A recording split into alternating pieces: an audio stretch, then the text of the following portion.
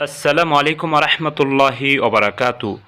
ভালো মন্দ আল্লাহর কাছে, তাই ভালোটা আল্লাহ রব্বুল আলমিনের কাছ থেকে চেয়ে নিতে হয়। কিভাবে চাইবেন, কখন চাইবেন, কোন শব্দ দ্বারা চাইবেন, সেটা আমাদের প্রিয়নবী সাল্লাল্লাহু আলাইহি সাল্লাম আমাদেরকে শিখিয়ে দিয়ে গিয়েছেন। তাই আমাদের উচিত রাসূলুল্লাহ সাল্লাল্লাহু আলাইহি সাল্লাম যেভাবে শিখিয়েছেন, যেই শব্দে শিখিয়েছেন, সেগুলি দ্বারা আল্লাহ রব্বুল আলমীর নিকটে চাওয়া। সহিহ হাদিসে বর্ণিত এমন একটি দোয়া নিয়ে আজকে আলোচনা করব।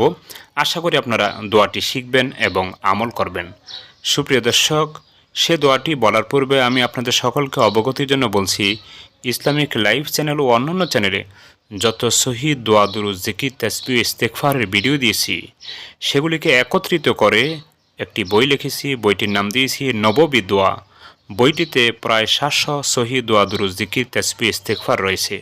প্রতিটির বাংলা উচ্চারণ, অর্থ এবং রেফারেন্স এবং সে সম্পর্কিত হাদিস ও হাদিসের অর্থ উল্লেখ করা হয়েছে। সাথে কোরআনুল কারীমে যত দোয়া, ইস্তেগফার আল্লাহ রাব্বুল আলামিন উল্লেখ করেছেন, সেগুলিকেও বাংলা উচ্চারণ সহ অর্থ সহ উল্লেখ করা হয়েছে। আশা করি আপনারা বইটি সংগ্রহ করবেন, কারণ বইটির মধ্যে জীবনের সর্ববিষয়ের দোয়া রয়েছে। বইটি সংগ্রহ করতে হলে স্ক্রিনে দেওয়া নম্বরে কল দিলে কুরিয়ারের মাধ্যমে আপনাদের হাতে পৌঁছে দেওয়া সম্ভব হবে ইনশাআল্লাহ। সুপ্রিয় দর্শক, যে দোয়াটি নিয়ে আজকে আলোচনা করব, সে সম্পর্কে হাদিসে এসেছে হযরত আয়েশা সিদ্দিকা রাদিয়াল্লাহু আনহা থেকে বর্ণিত। তিনি বলেন, রাসূলুল্লাহ সাল্লাল্লাহু আলাইহি ওয়াসাল্লাম এ দোয়াটি তাকে শিখিয়েছেন।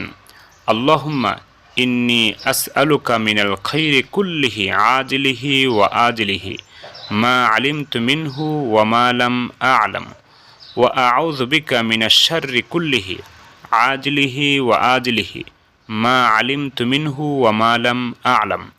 সুপ্রিয় দর্শক, আপনারা দোয়াটি প্রতিদিন নামাজের পর অথবা অন্য যে কোনো সময় মনোযোগ দিয়ে তার অর্থ বুঝে পাঠ করবেন।